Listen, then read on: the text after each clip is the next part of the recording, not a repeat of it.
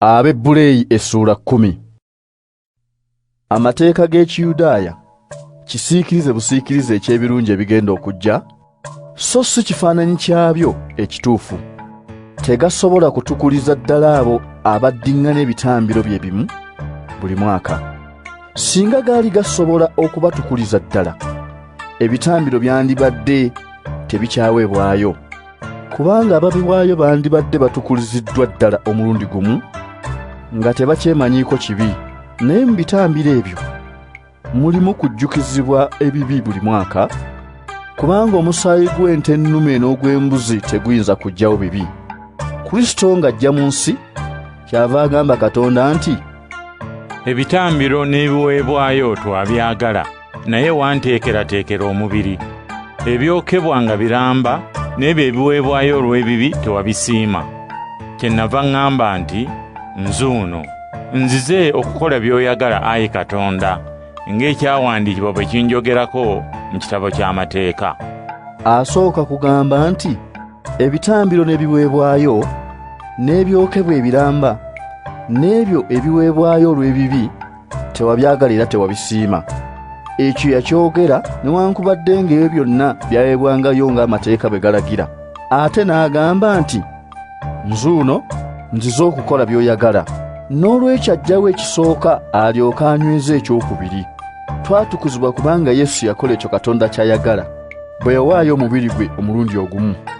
Buli omu ku bakabona bali ayimirira buli lunaku n'awaayo emirundi mingi ebitambiro bye bimu ebitayinza kuggyawo bibi.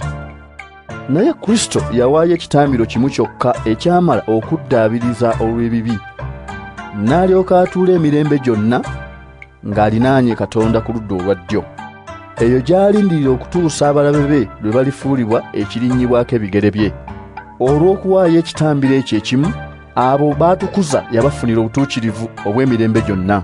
Era ne Mwoyo Mutuukirivu kino akitutegeeza.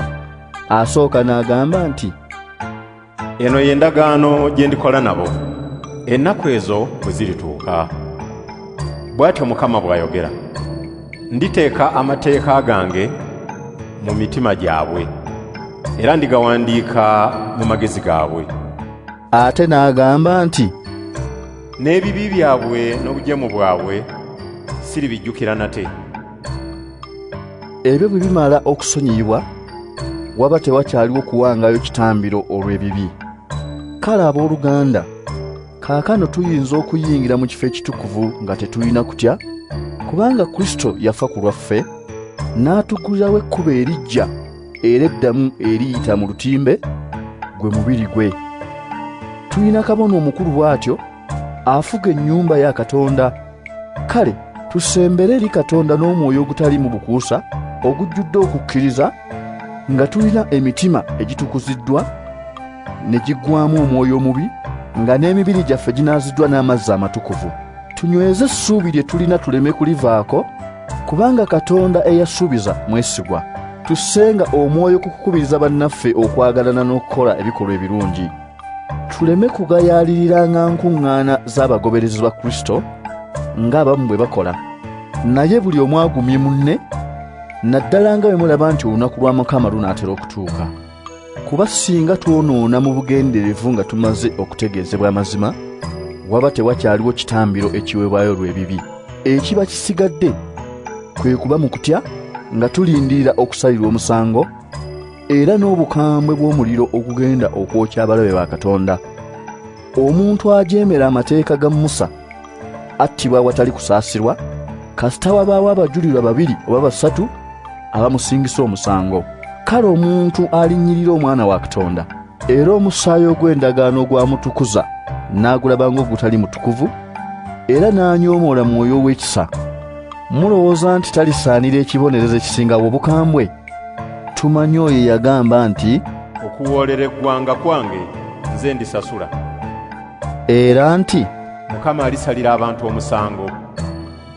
Kyantiisa okugwa mu mikono gya Katonda nannyini bulamu. Mujjukire ebiseera ebyayita bye mwafuniramu ekitangaala kya Katonda ne mugumiikiriza okubonyaabonyezebwa okw'amaanyi.